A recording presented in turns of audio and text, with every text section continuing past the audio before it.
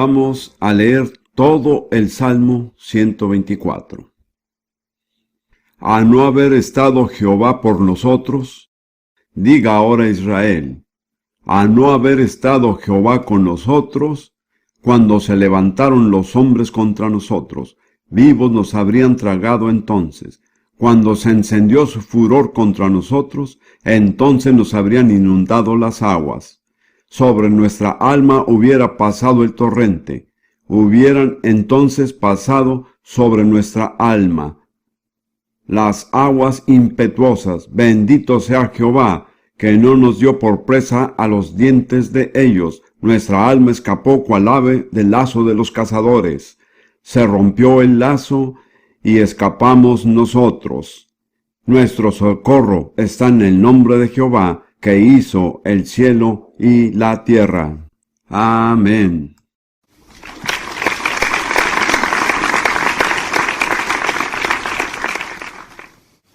Ahora, con el debido respeto que merecen las personas que dicen no me confundan con los hechos, quiero presentarles una serie de hechos acerca de Israel. En primer lugar, Israel es el nombre de la nación que descendió de Abraham, Isaac y Jacob. Y más adelante fueron llamados judíos. De modo que hoy día judíos e Israel son más o menos sinónimos. El nombre Israel o israelita aparece en el Antiguo Testamento más de 2500 veces. Ahora, si el nombre Inglaterra, Escocia, Gales o Irlanda apareciera tantas veces en la Biblia, todos estaríamos seguros de que es imposible entender completamente la Biblia a menos que se conozca algo acerca de Inglaterra, Gales o Irlanda. Lo mismo se aplica a Israel. No se puede entender plenamente la Biblia a menos que se sepa algo acerca de Israel. Si está confundido acerca de Israel, está confundido acerca de la Biblia. En el Nuevo Testamento aparece 79 veces. Mi libro cuenta 77. Pero alguien lo buscó en una computadora y una de esas cosas para investigar y encontró 2 más que yo. Pero esto no cambia la conclusión. Y nunca describe la iglesia. Permítame decirlo de nuevo. El nombre Israel aparece 79 veces en el Nuevo Testamento y en ninguna instancia es una descripción de la iglesia. La palabra judío aparece 84 veces en el Antiguo Testamento y 192 en el Nuevo Testamento. Por otro lado, la palabra cristiano solo aparece 3 veces en el Nuevo Testamento. Ahora quiero subrayar que Israel es un pueblo único. No hay ningún otro como Israel. Permítame agregar que hasta donde sé, yo no soy judío. Si lo fuera, no me avergonzaría. Pero no creo que lo sea.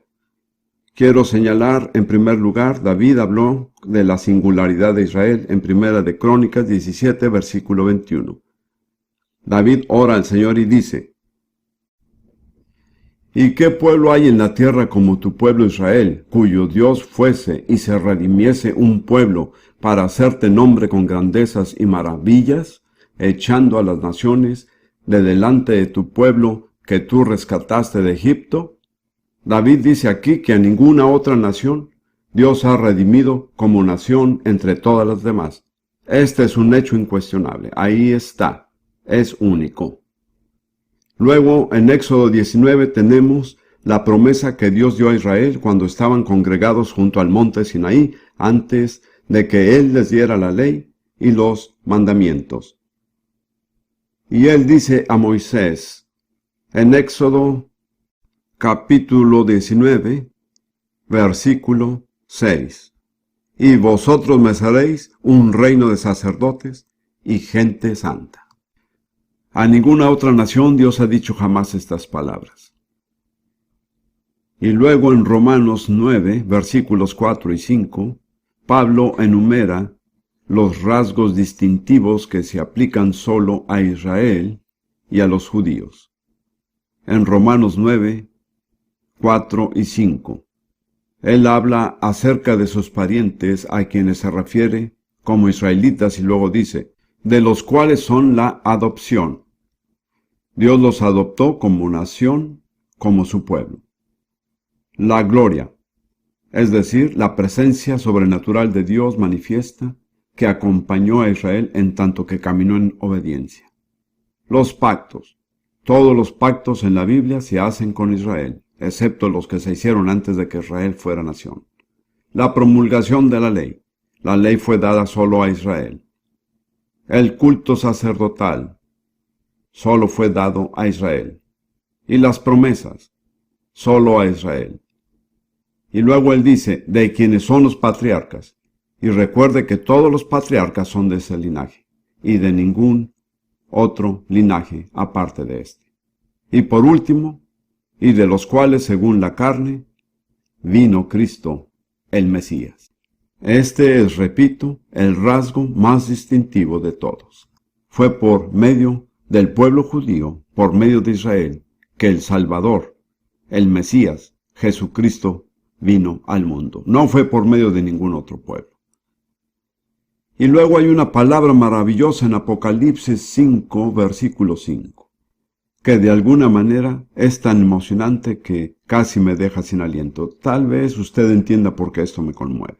Esta es una escena en el cielo, cuando Juan está allí y hay un libro delante de él y está sellado con 7 sellos.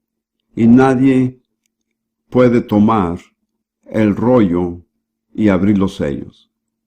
Y Juan el revelador empieza a llorar amargamente porque anhela sobremanera saber lo que había dentro del rollo sellado. Y uno de los ancianos me dijo, no llores, he aquí el león de la tribu de Judá, la raíz de David, ha vencido para abrir el libro y desatar sus 7 sellos. No quiero entrar en los detalles del rollo, solo quiero señalar el título. ¿Quién era el león de la tribu de Judá? Jesús. Ahora, esto fue muchos años después de su muerte y resurrección. Y él todavía se llama el león de la tribu de Judá. Y es de Judá que proviene la palabra judío. Quiero señalar que la identificación de Jesús con el pueblo judío no fue temporal. No fue solo durante sus años de ministerio y vida en la tierra, sino que fue eterna. Muchos años después, en el cielo, después de su resurrección y ascensión, él sigue llamándose el león de la tribu de Judá. No solo él fue un judío, sino que todavía lo es. Para mí eso es impresionante, es asombroso. Y debemos recordar que hay un león ahí arriba, y que él es judío. Y un día ese león va a rugir. Y ay de los enemigos del pueblo judío cuando el león de la tribu de Judá ruja. Yo no quisiera estar de ninguna manera contra él en ese momento. Una última, y creo que tal vez la aclaración más importante que se ha hecho acerca del pueblo judío está en Juan capítulo 4, versículo 22, donde Jesús habla de la mujer samaritana, y él dice a esta mujer samaritana, vosotros los samaritanos adoráis lo que no sabéis, nosotros adoramos lo que sabemos, porque la salvación viene de los judíos. Son 6 palabras, ¿no es así? La salvación viene de los judíos. 6 palabras impresionantes. ¿De dónde vino la salvación? De los judíos. Sin judíos no hay salvación. Yo soy gentil, pero quiero decirle que toda mi herencia espiritual, cada bendición espiritual que he disfrutado, se la debo a un pueblo, al pueblo judío. Sin ellos no hay patriarcas, no hay profetas, no hay apóstoles, no hay Biblia y no hay Salvador. ¿Cuánta salvación tendríamos usted o yo sin estas 6 palabras? La salvación viene de los judíos. Más nos vale recordarlo, queridos hermanos y hermanas. Más nos vale conducirnos como corresponde. Cada uno de nosotros que recibimos las bendiciones de Jesucristo debemos todas nuestras bendiciones espirituales a una nación, al pueblo judío. Y el hecho terrible de la historia es que durante muchos años, tal vez 17 siglos, en lugar de humillarnos y reconocer nuestra deuda con el pueblo judío, básicamente la iglesia cristiana, yo no diría que los verdaderos cristianos, sino la iglesia cristiana, se ha opuesto, ha perseguido, se ha burlado del pueblo judío, el pueblo por medio del cual vino nuestra salvación. Es algo atroz. Difícilmente puedo encontrar palabras para describir cuán horrenda es esta situación. Les debemos toda nuestra salvación, nosotros los británicos. Y permítame decir, si alguien aquí es británico, yo soy tan británico como la bandera. Y nosotros los británicos tendemos a ser más bien orgullosos. Creo que algunos de nosotros hemos olvidado que ya no tenemos un imperio.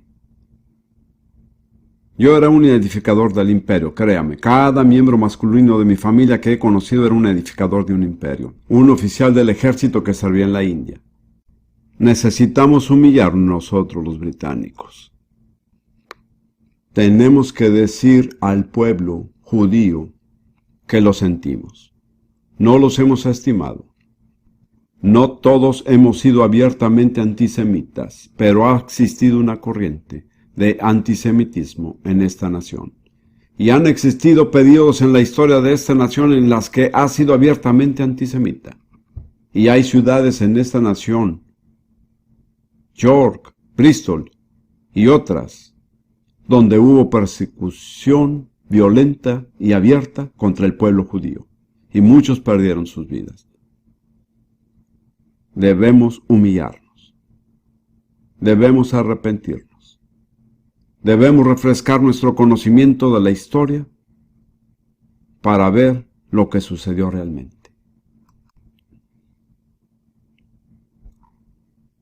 Ahora voy a mostrarle otro hecho único acerca del pueblo judío, absolutamente único.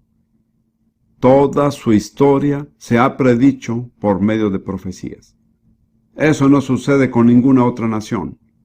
Pero toda la historia del pueblo judío desde Abraham en adelante fue anunciada por medio de profecías en la Biblia. Y voy a presentarle un total de 17 etapas del cumplimiento de las profecías que pronostican acerca de Israel. Número 1. Y podría darle una cita bíblica para cada una de estas, pero el tiempo realmente no me lo permite. Las primeras fueron dadas a Abraham.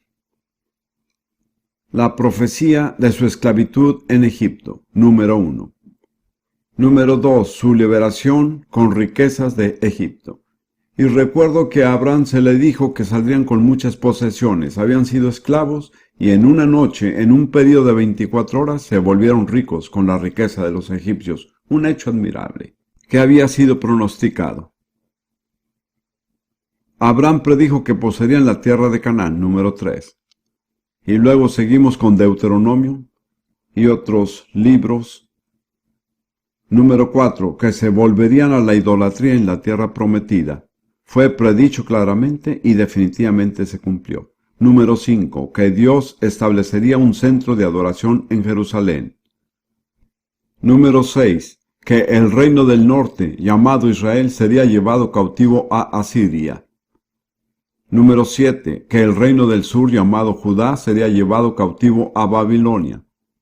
Número 8. La destrucción del primer templo, el que edificó Salomón. Fue predicho en detalle. Número 9. El regreso de un pequeño remanente de Babilonia fue profetizado. Número 10. La destrucción del segundo templo, el que existió en los días de Jesús, y él mismo la predijo en detalle. Y es interesante, si usted va hoy a Jerusalén, los guías judíos los llevarán alrededor del área del templo y le mostrarán piedras dispersas, y le dirán que fue predicho que cada piedra sería esparcida y no quedaría piedra sobre piedra. Permítame decirle que nuestros guías judíos creen mucho más que algunos predicadores cristianos. Muy bien, número 11. Fue predicho en Levítico 26 y en otros pasajes que por causa de la desobediencia serían esparcidos por todas las naciones, los gentiles. Número 12, que sufrirían persecución y opresión entre los gentiles. Eso indudablemente se ha cumplido. Número 13, que serían juntados de todas las naciones. Eso se está cumpliendo delante de nuestros ojos y es importante que lo notemos. De modo que 13 predicciones se han cumplido. Quedan 3 más, y según veo, están por cumplirse.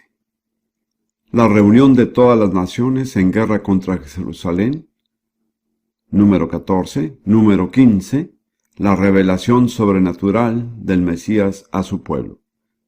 Y número 16. La venida del Mesías en gloria y poder para establecer su reino sobre la tierra. De modo que de las 16 predicciones se han cumplido 13. Según en matemáticas, y yo no soy muy hábil en matemáticas, eso es como el 81%. Yo diría que no me parece que seamos unos locos fanáticos si creemos que las 3 predicciones restantes se cumplirán. La gente nos mira raro, como si creyéramos cosas raras, pero para mí, que fui lógico profesional antes de volverme predicador, para mí es lógico creer que si un libro predice 13 sucesos con anticipación, con exactitud y precisión, cualquier otra predicción que haga ese libro debe tomarse con mucha seriedad. Ahora quiero abordar el tema que probablemente es el más controvertido en la política contemporánea, que es el plan de Dios para la tierra de Israel, llamada equivocadamente Palestina. Permítame decirle que es totalmente contrario a la verdad bíblica llamarla Palestina. Palestina significa tierra de los filisteos. Y nunca se usó hasta que los romanos habían conquistado y destruido el primer templo. Entonces usaron el nombre Palestina para aseverar que los judíos ya no tenían derecho alguno sobre ella. Fue una palabra antisemita escogida deliberadamente. A Ruth se le empieza a poner el cabello de punta cuando empiezo a hablar acerca de Palestina. Ella dice, nunca la llames Palestina. Yo le digo, hay que decir Palestina porque la gente es tan ignorante que no saben de qué se está hablando si no se dice otra cosa. Dios perdone su ignorancia. Pero hablemos acerca del plan de Dios para esa tierra. Bíblicamente se llama la tierra de Canaán, y en el Nuevo Testamento, ¿sabe cómo se le llamó? La tierra de Israel. En los 2 primeros capítulos de Mateo se le llama en 2 ocasiones tierra de Israel. Ese es el nombre bíblico de esa tierra. Ahora veamos lo que dice Dios al respecto. En Génesis 17, versículos 7 y 8, Dios se apareció a Abraham e hizo un pacto con él. Totalmente soberano. Quiero decir que Abraham nada tuvo que ver con esto. Dios solo decidió, y eso es lo que le dijo en Génesis 17, versículos 7 y 8. Y estableceré mi pacto entre mí y ti y tu descendencia después de ti en sus generaciones, por pacto perpetuo, para ser tu Dios y el de tu descendencia después de ti. Y te daré a ti y a tu descendencia después de ti la tierra en que moras, toda la tierra de Canaán en heredad perpetua, y seré el Dios de ellos. De manera que no hay duda respecto a quién le pertenece la tierra si usted cree en la Biblia, ya sea que Israel esté dentro o fuera de ella, eso no cambia nada. Dios la ha entregado a ellos como su heredad perpetua. Hay también un pasaje extraordinario en el Salmo 105, uno de los pasajes más extraordinarios, creo yo, de la Biblia. Salmo 105. Empezaremos en el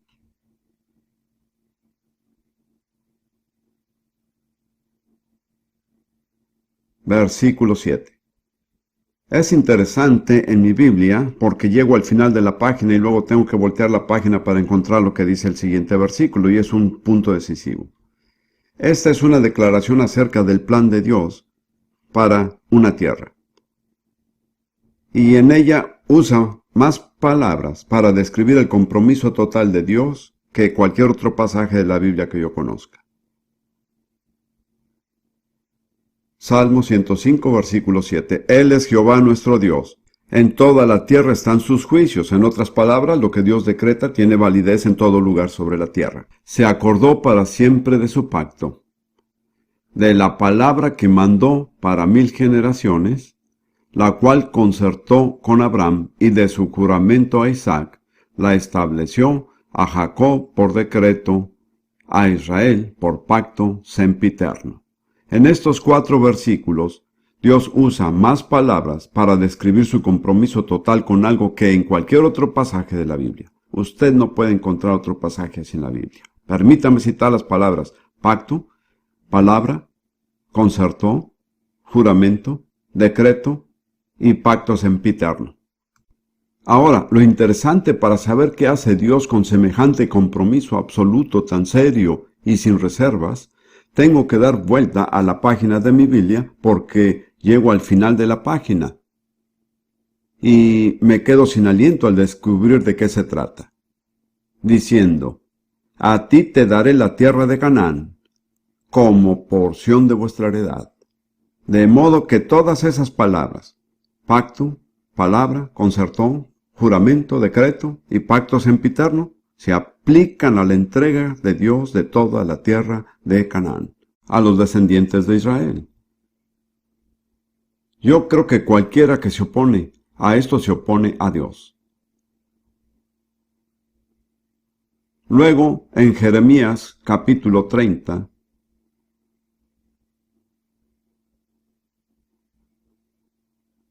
encontramos la profecía, una de un sinnúmero de pasajes que predicen el regreso del pueblo judío a su heredad en los últimos días. Jeremías capítulo 30, empezando en el versículo 3. Porque he aquí vienen días, dice Jehová, en que haré volver a los cautivos de mi pueblo Israel y Judá, ha dicho Jehová, y los traeré a la tierra que di a sus padres, y la disfrutarán. Creo que cualquier persona con un conocimiento básico de la Biblia sabe cuál es la tierra que Dios dio a Abraham y a sus descendientes. La tierra de Canaán, la tierra de Israel y la tierra que llamamos hoy la Tierra Santa. Dios dice, llegará el tiempo en que traeré de vuelta a los descendientes de Israel y de Judá de su cautividad, a la tierra que di a sus padres. Y enseguida Dios lanza una advertencia. Verá, tengo un amigo de hace mucho tiempo, y es un predicador británico. Y a alguien le pregunté una vez, ¿cree usted que el regreso de los judíos a esa tierra sea obra de Dios? Dios le bendiga. Él respondió, si fuera obra de Dios, habría paz. Él no conoce su Biblia. Ahora, eso es lo que Dios dice acerca del regreso de los judíos a esa tierra. Porque así ha dicho Jehová, hemos oído voz de temblor, de espanto y no de paz. Inquirid ahora y mirad si el varón da a luz, porque he visto que todo hombre tenía las manos sobre sus lomos como mujer que está de parto y se han vuelto pálidos todos los rostros. Esa es una descripción de tremendo terror, opresión, oposición. Ah, cuán grande es aquel día, tanto que no hay otro semejante a él, tiempo de angustia para Jacob, pero de ella será librado. Así que el regreso del pueblo judío a la tierra no va a producir paz inmediatamente. Por el contrario, va a culminar en un tiempo de disturbios como nunca han experimentado antes. Pero la promesa es que ellos no pasarán por esto, sino que saldrán de esto. Y luego, si mira las últimas palabras de Jeremías capítulo 30, Es una especie de resumen breve que dice, en el fin de los días entenderéis. De modo que esta es una profecía de la restauración del pueblo judío a su propia tierra en los últimos días. Y la profecía dice, no habrá paz inmediata. Por lo contrario, el conflicto va a empeorar y está empeorando, y seguirá empeorando. Ahora, quiero pasar a uno de los capítulos de la Biblia más emocionantes para mí, y es Ezequiel capítulo 36. He aquí una descripción paso a paso del regreso del pueblo judío a su propia tierra.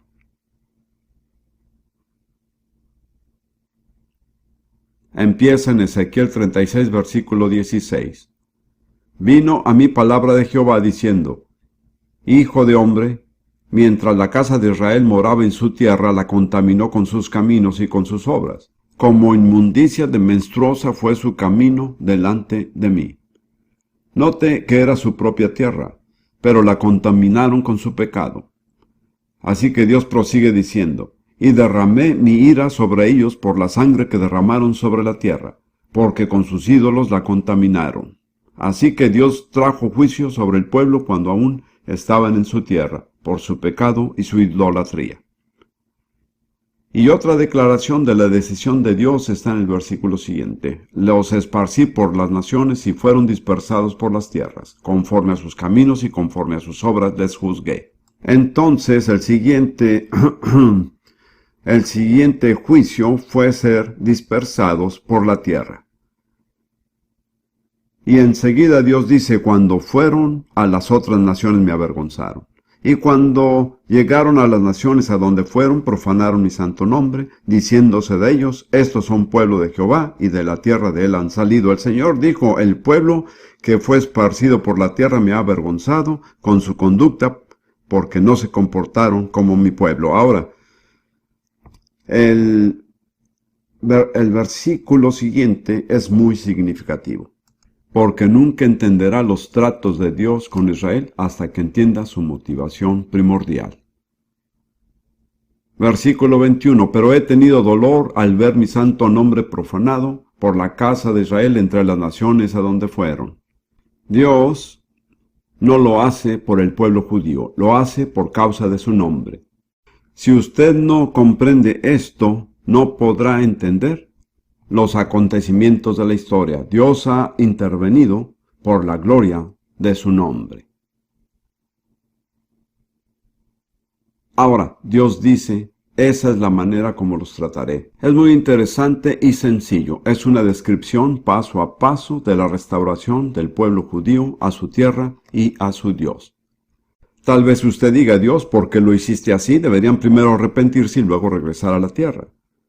Bueno, usted tendrá que discutir eso con Dios, porque Dios dice que no va a suceder de esa manera. Ellos van a regresar a la tierra y luego arrepentirse. Muchos cristianos dicen, yo podría creer en la restauración del pueblo judío si ellos se arrepintieran y reconocieran a Jesús como su Mesías. Usted tendrá también que discutir eso con Dios, porque Dios lo ha organizado de otra manera. Él dice en el versículo 22, por tanto di a la casa de Israel, así ha dicho Jehová el Señor. No lo hago por vosotros, oh casa de Israel, sino por causa de mi santo nombre, el cual profanasteis vosotros entre las naciones a donde habéis llegado. Y santificaré mi grande nombre profanado entre las naciones, el cual profanasteis vosotros en medio de ellas, y sabrán las naciones que yo soy Jehová, dice Jehová el Señor, cuando sea santificado en vosotros delante de sus ojos. Voy a reclamar la gloria de mi nombre, por lo que hago por ustedes y en ustedes. Y luego continúa con algunos pasos sencillos que se están cumpliendo con exactitud en nuestros días. El siguiente paso, versículo 24, y os tomaré de las naciones y os recogeré de todas las tierras y os traeré a vuestro país. ¿A cuál país? A su propia tierra, estuvieran o no en ella. Siempre ha sido su tierra, porque Dios se las dio por un pacto sempiterno. Pero han estado fuera de ella. Sin embargo, Él dice ahora, Dios dice, os tomaré de las naciones y os recogeré de todas las tierras y os traeré a vuestro país. Fui estudiante de la Universidad Hebrea de Jerusalén. Me senté en una clase con unas 30 personas que venían por lo menos de 10 países diferentes. Se estima que en total los judíos han sido reunidos de entre más de 100 naciones de la tierra. Así es. Durante este siglo. Ese es un milagro asombroso. En mi opinión, es posiblemente más grande que el milagro de liberación de Egipto. Mi primera esposa, como algunos saben, era danesa. Y ella solía decir, si se toman a los daneses y se les dispersa por todas las naciones, al cabo de 200 años, al regresar no se encontraría un solo danés por ninguna parte. Se habrían mezclado con la nación. Pero el pueblo judío ha estado disperso básicamente ¿por cuántos años? No puedo creerlo. 2000 años. Seguramente estoy exagerando, pero no es así. Y todavía son un grupo aparte, identificable. Eso es un milagro. Además, ese número de personas de esa cantidad de naciones es en sí una intervención prodigiosa de Dios. Estuve en Israel al final de la Segunda Guerra Mundial y escuché algunos testimonios del pueblo judío cuando decían de dónde habían salido y lo que había sucedido. Tuve que decir que en muchos sentidos, y desde mi perspectiva, el escenario completo representa un milagro más grande que el éxodo de Egipto. Es un milagro. Es imposible que haya sucedido a menos que Dios lo haya orquestado. Y Dios dijo, yo lo haré. Quiero leerlo otra vez. Y os tomaré de las naciones, y os recogeré de todas las tierras, y os traeré a vuestro país. Ahora el siguiente versículo. Esparciré sobre vosotros agua limpia, y seréis limpiados de todas vuestras inmundicias, y de todos vuestros ídolos os limpiaré. Observe que son recogidos cuando aún no han sido limpiados. Eso cae mal a la teología de algunos, no puedo evitarlo, así son las cosas. Usted tendrá que aclarar eso con Dios. Dios dice, después de traerlos de regreso a la tierra, trataré con ellos. Esparciré agua limpia sobre ustedes y serán limpios de toda su inmundicia. Y el profeta Oseas les dice, y en el lugar donde les fue dicho, vosotros no sois pueblo mío, les será dicho, sois hijos del Dios viviente. Así que Dios los trae de regreso al lugar desde donde fueron esparcidos para tratar con ellos y restaurarlos. Muy lógico, en mi opinión. Entonces lo primero que Dios va a hacer es esparcir agua limpia. Ahora, eso es, y realmente creo que el agua limpia es la palabra de Dios. Creo que el pueblo judío está siendo apenas rociado, no inundado, sino rociado con la palabra de Dios. Tiene que saber que en muchos sentidos la historia del pueblo judío es como la historia de la Iglesia Católica. Hay diferencias, pero básicamente en la Iglesia Católica el sacerdote era el que conocía la Biblia. Se suponía que él conocía la Biblia. La gente común no la leía por su cuenta. Ellos creían lo que el sacerdote les decía. Y hasta cierto punto lo mismo sucedió al pueblo judío. El rabino era el que sabía las respuestas. Ellos no tenían que pensar por sí mismos, solo tenían que hacer lo que el rabino les decía. Pero ahora son rociados con agua limpia. La palabra de Dios viene a ellos. Esto va en aumento. Quiero decir, el número de congregaciones judías que creen en Jesús como el Mesías está creciendo a una velocidad asombrosa. Puedo recordar cuando estuve en Jerusalén en 1948. Si usted encontraba un judío creyente en un año era algo emocionante. Ahora, cada vez que se da vuelta hay un nuevo creyente judío. No recuerdo cuántas congregaciones que hablan hebreo hay en Jerusalén. ¿Cuántas son? ¿Como unas 18? 18 congregaciones de habla hebrea en Jerusalén. Eso ha sucedido en los últimos años. Dios está esparciendo agua sobre ellos, el agua limpia de la palabra de Dios. Luego él dice en el versículo siguiente, Os daré un corazón nuevo y pondré un espíritu nuevo dentro de vosotros y quitaré de vuestra carne el corazón de piedra y os daré un corazón de carne. Entonces, durante los siglos de la dispersión, el pueblo judío tuvo un corazón de piedra. El juicio de Dios. Un corazón de piedra no puede responder al Espíritu Santo. Ellos eran incapaces de responder. Ellos eran siempre las excepciones. Ahora Dios está quitando el corazón de piedra y les está dando un corazón de carne. Y uno de los cambios emocionantes ocurre en su actitud hacia Yeshua, hacia Jesús. Recuerdo en 1947 o 1948, cuando hablaba como un judío y dije, yo creo que Jesús es el Mesías. Y él se dio vuelta y escupió en el suelo. Esa fue su reacción al nombre de Jesús. Un profesor de religión de la Universidad Hebrea de Jerusalén hizo este comentario hace años. Él dijo, hace un tiempo todos mis estudiantes querían saber acerca de argumentos teológicos. Ahora lo único que quieren saber es acerca de Jesús. Como ve, hay un cambio, viene un cambio muy significativo. Dios dijo que vendría.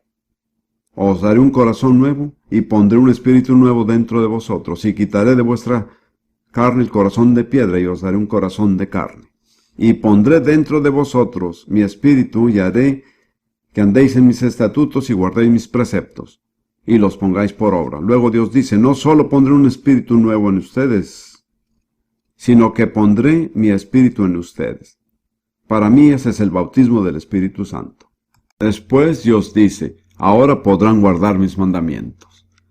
¿Cuántos saben que sin el Espíritu Santo no pueden cumplirse los mandamientos de Dios? Recuerdo siendo niño en Eton en 1932, cuando me confirmé.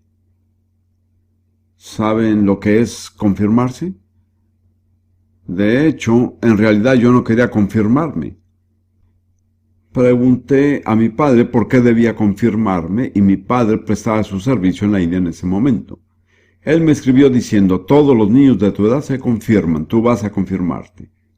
Entonces me confirmé. Pues bien, antes de confirmarme era un pecador y después de confirmarme era un pecador confirmado. No lo digo para menospreciar nada, sencillamente así fue.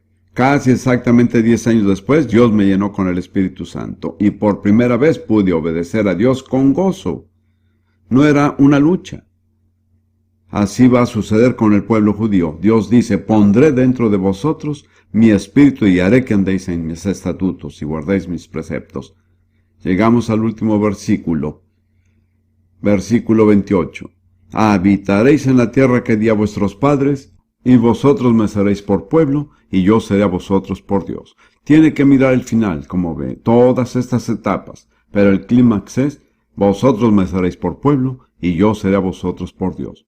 Y Dios ha descrito con gran sencillez las diferentes etapas por medio de las cuales los llevará hasta ahí. De modo que si usted tiende a criticar al pueblo judío, y eso no es difícil, de hecho, los que más critican al pueblo judío son los judíos mismos. Pero considere nada más, sea paciente. Dios está obrando. Él está haciendo algo. Él ha trazado con siglos de anticipación la forma como iba a tratar con ellos. Lo está haciendo paso a paso. Se está cumpliendo delante de nuestros ojos. Al menos para mí es emocionante. Y si yo puedo emocionarme, casi cualquiera podría emocionarse. Ahora, eso no solo es verdad. Era verdad, pero ya he cambiado mucho. Ahora quiero llevarlo a leer este pasaje en hebreo, entre el versículo 23 de Ezequiel 36 y el versículo 30. Dios habla en primera persona de lo que Él hará 18 veces. ¿Lo comprende? Estamos frente a un Dios soberano. No estamos frente a un Dios que necesita nuestra aprobación o que no sepa lo que va a hacer. Él ya tiene todo decidido.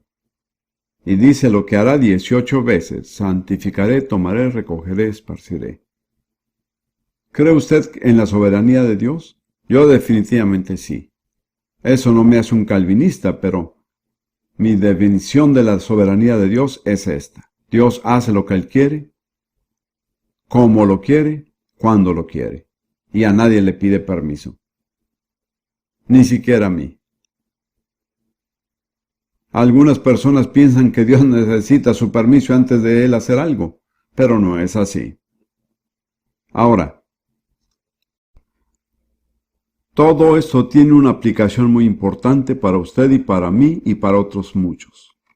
Si busca Isaías capítulo 11, Dios dice cuán importante debe ser la restauración de Israel para las otras naciones. Isaías 11,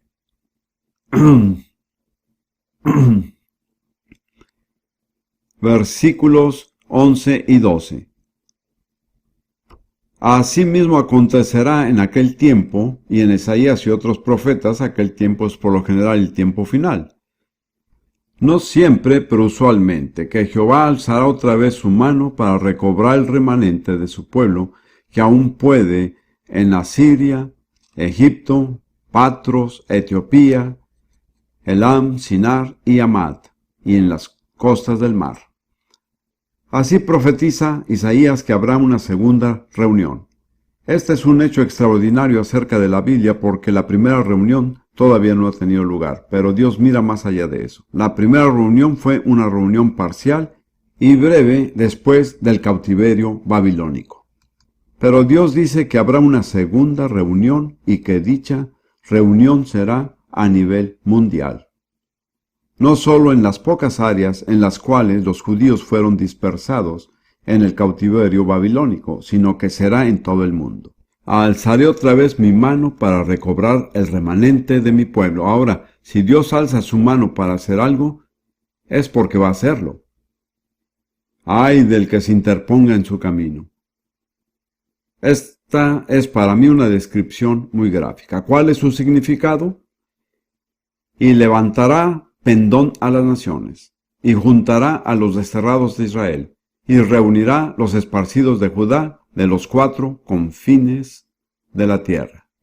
Observe que esta será una reunión mundial. La reunión de Babilonia fue parcial, limitada a ciertas áreas.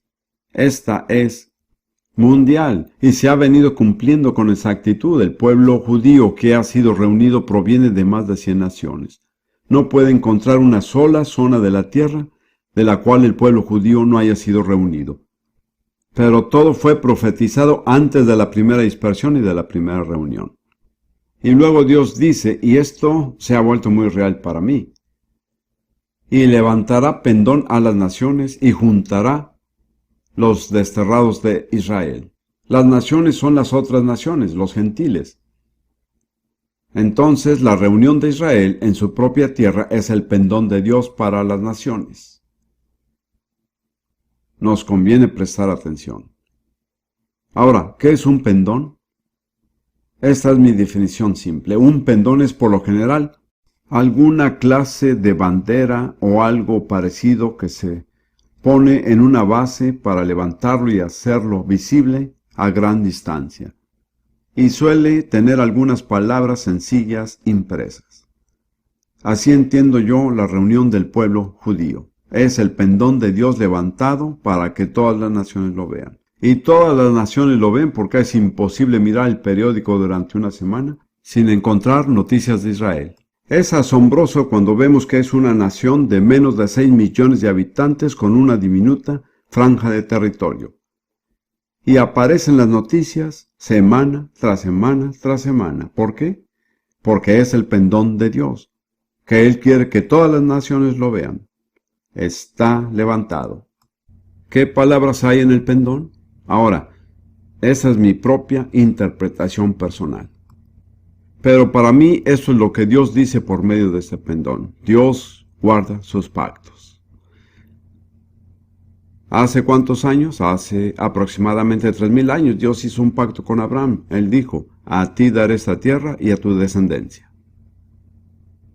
La mayoría de las personas lo han olvidado. La mayoría de los israelitas lo han olvidado. La gente pensó que había quedado sepultado. Hay una persona que nunca lo olvidó: Dios. Él dijo: yo guardo mi pacto. Cuán importante es para nosotros saberlo. Dios guarda sus pactos. Es muy importante para nosotros los cristianos porque nuestra relación con Dios se basa en el pacto que fue hecho por medio de la sangre de Jesús. Si Dios pudiera romper su pacto con Israel, ¿por qué no rompería su pacto con la iglesia? Pero Él no lo hará. Él no es de los que incumplen pactos.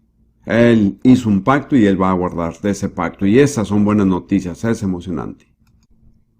Recuerdo que estábamos en Jerusalén, mi primera esposa y yo y nuestra familia, el 29 de noviembre de 1947, cuando las Naciones Unidas votaron para dividir esta pequeña franja de territorio y dar a Israel una pequeña parte. Y abajo, en el centro de Jerusalén, estaban los jóvenes judíos, los niños, las niñas, con manos entrelazadas danzando alrededor de la plaza de Sión, casi toda la noche. ¿Por qué estaban tan emocionados? Porque Dios estaba guardando su pacto. ¡Oh, qué maravilloso es Él! Esto encierra un mensaje solemne para las naciones, incluso para Gran Bretaña. De hecho, en muchos sentidos, primeramente para Gran Bretaña, porque ellos jugaron un papel especial en todo esto. Volvamos a Joel capítulo 3, versículos 1 y 2. Porque he aquí que en aquellos días y en aquel tiempo, es Dios quien habla, en que haré volver la cautividad de Judá y de Jerusalén. Entonces es el tiempo de la restauración del pueblo judío. Reuniré a todas las naciones, todos los gentiles, y las haré descender al valle de Josafat, y el nombre de Josafat significa el Señor juzga. Y ahí entraré en juicio con ellas, se refiere a todas las naciones, a causa de mi pueblo y de Israel, mi heredad, a quien ellas esparcieron entre las naciones, y repartieron mi tierra, y repartieron mi tierra. Antes era la tierra de Israel, era la tierra de Dios. Dios la dio a Israel. ¿Cuál es el término político moderno para dividir la tierra? Repartición, así es. Así que Dios va a juzgar a las naciones que han repartido esta tierra. Y la primera en la lista es Gran Bretaña.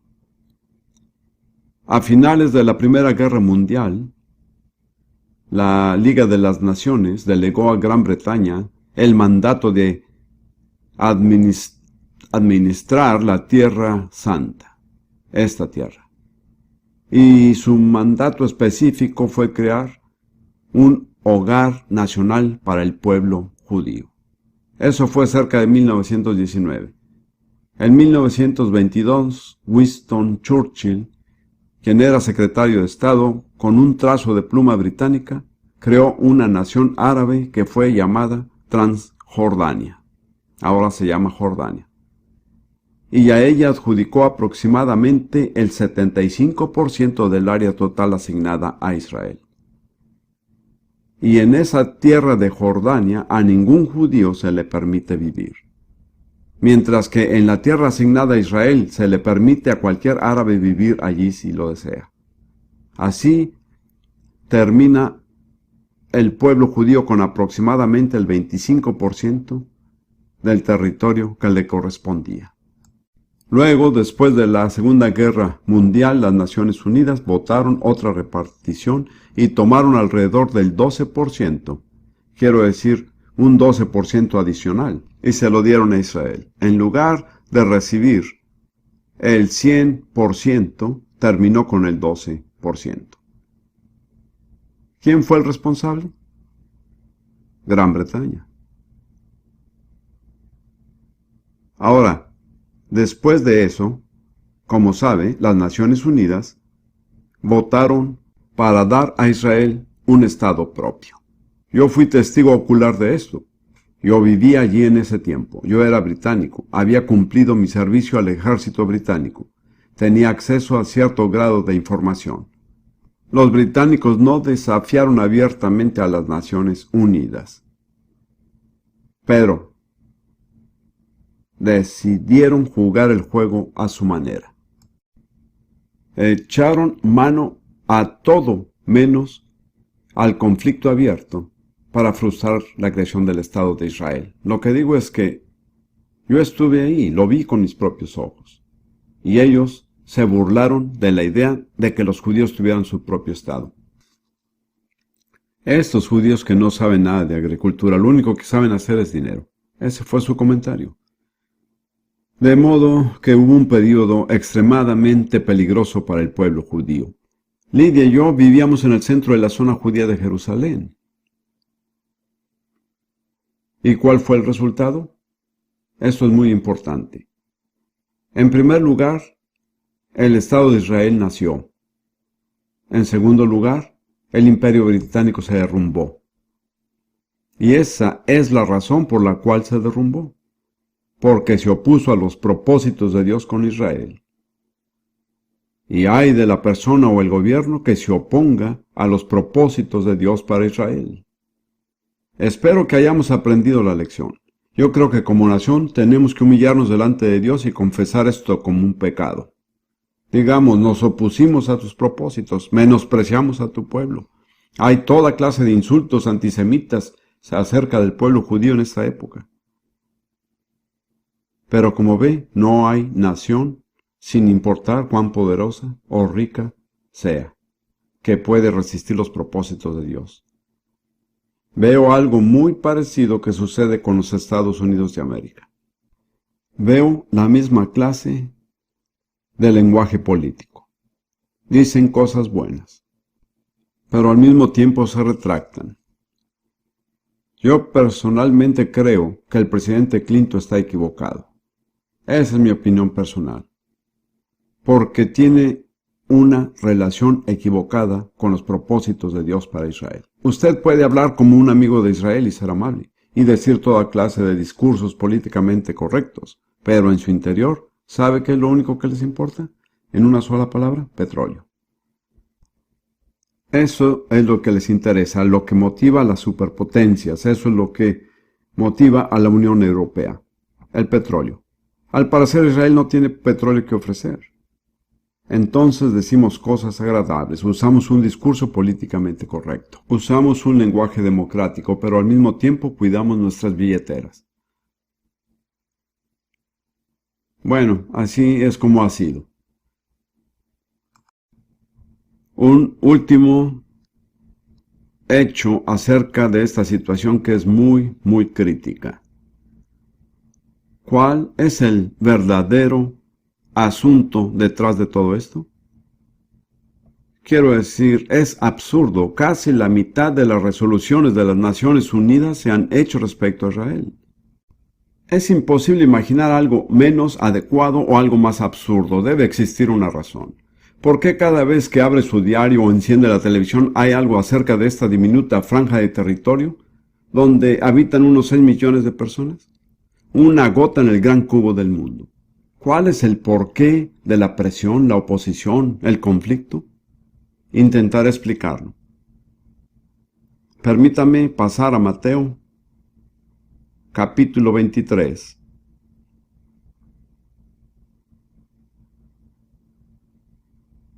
Las últimas palabras del capítulo. Palabras muy tristes. Versículos 37, 38 y 39. Aquí Jesús se despide de Jerusalén. Es una despedida muy trágica y triste. Jerusalén, Jerusalén, que matas a los profetas y apedreas a los que te son enviados. ¿Cuántas veces quise juntar a tus hijos como la gallina junto a sus polluelos debajo de las alas y no quisiste? Y es plural. Hay una cierta voluntad colectiva del pueblo judío. Ellos, como pueblo, no quisieron. Luego dice, he aquí tu casa os es dejada desierta. Cuando él dice tu casa, se refiere al templo, porque lo llama Abiad, la casa. Y en efecto, en el curso de una generación fue totalmente destruido.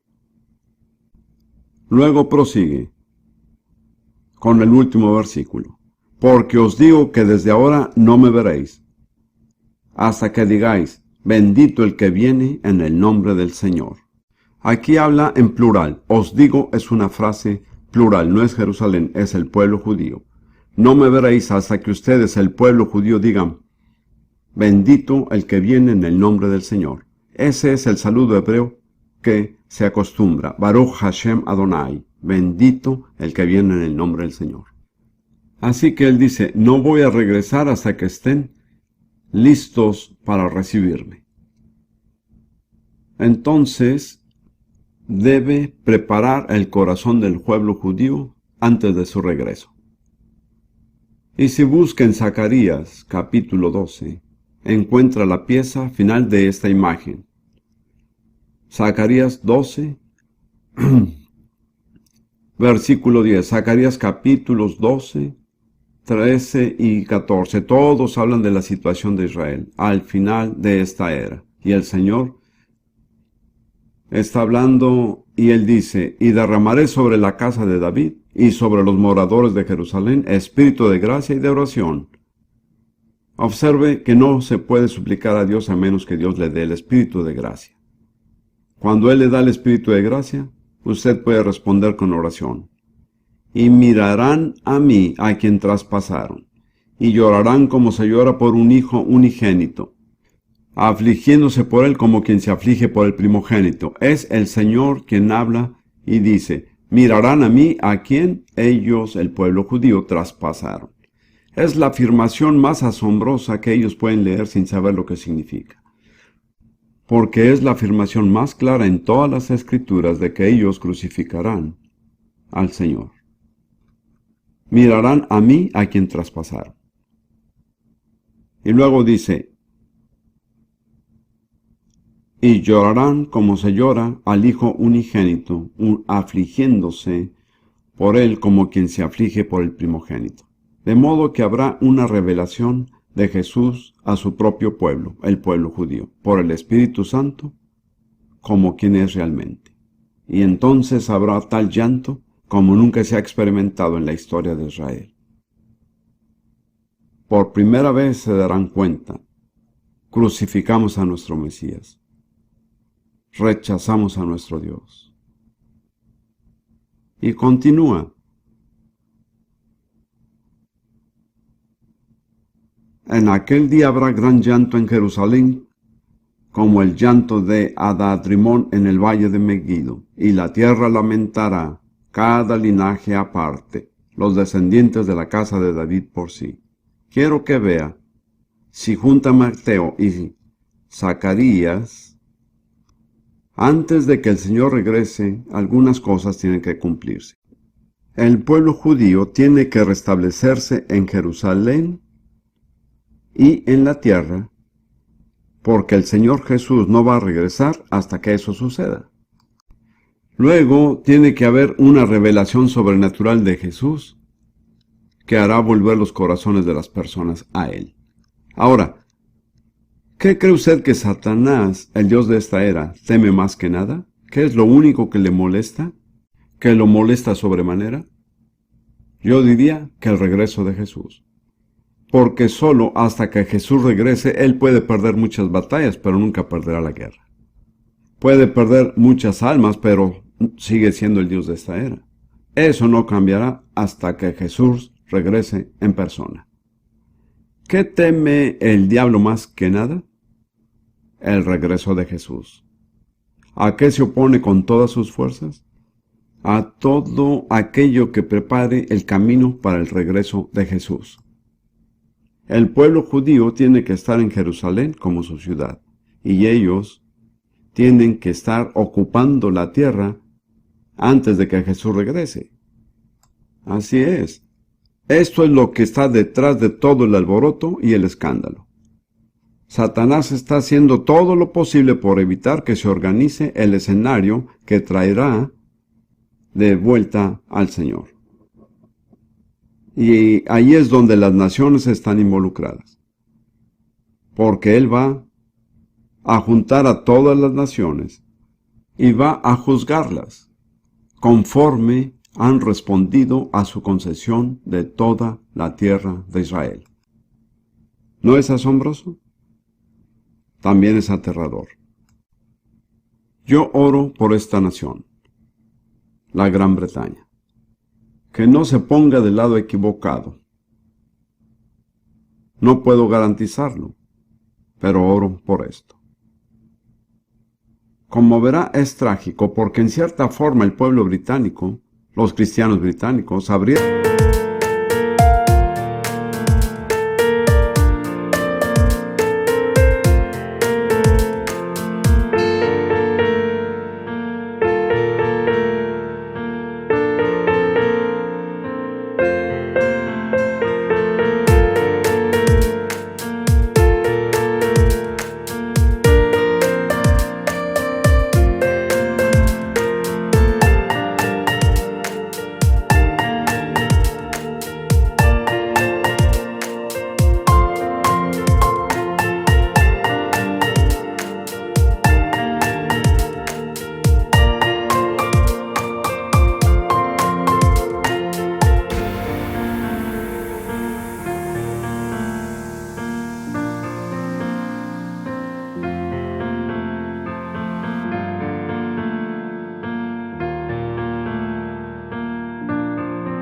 el camino para el restablecimiento de Israel como nación.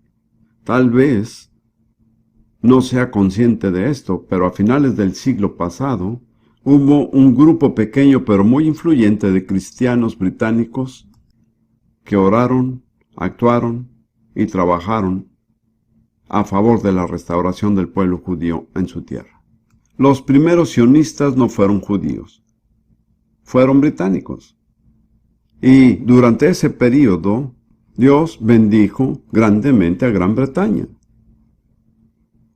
Hoy día no podría decir lo mismo, pero en ese entonces tenía una reina que amaba al pueblo judío, un primer ministro que era cristiano comprometido y otro que era de origen judío. Estaban en el equipo ganador. Como ve, nuestra relación con Dios es lo que realmente determina si tendremos éxito o no.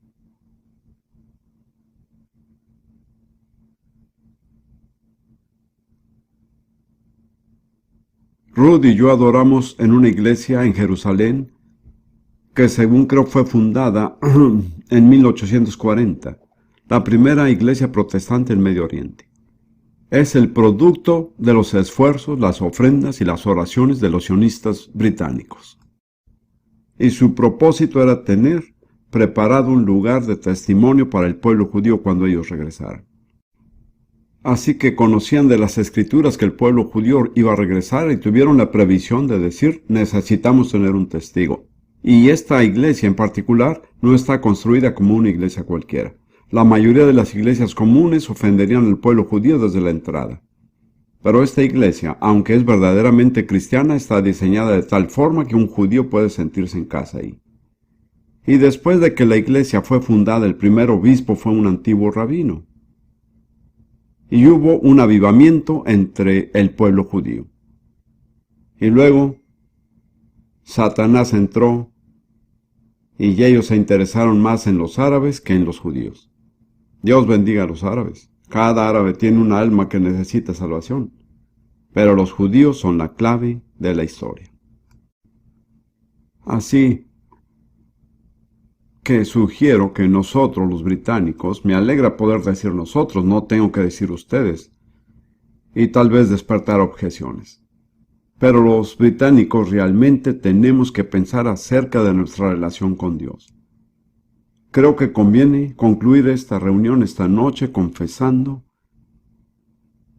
nuestros pecados al Dios Todopoderoso, porque hemos estorbado el camino de sus propósitos. Hemos menospreciado, difamado a su pueblo, hemos faltado a la ética en toda nuestra conducta hacia la tierra de Israel. Y no siento que yo sea la persona que deba hacer esta confesión. Quisiera pedir que el liderazgo de Bernabé suba y me acompañe en el estrado. Quisiera pedir a todos ustedes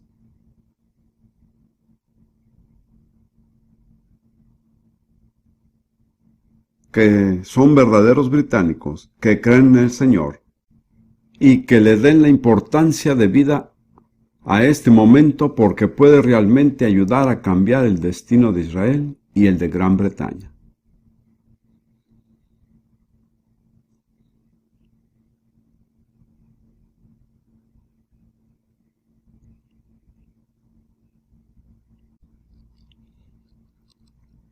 Quiero entonces pedirle y que el Señor lo mueva a hacer una confesión sincera en nombre del pueblo británico por la manera como hemos pecado contra Dios y contra el pueblo judío y pecado contra el Estado de Israel, y pedirle que lo lamentamos y pedirle que nos perdone. Amén.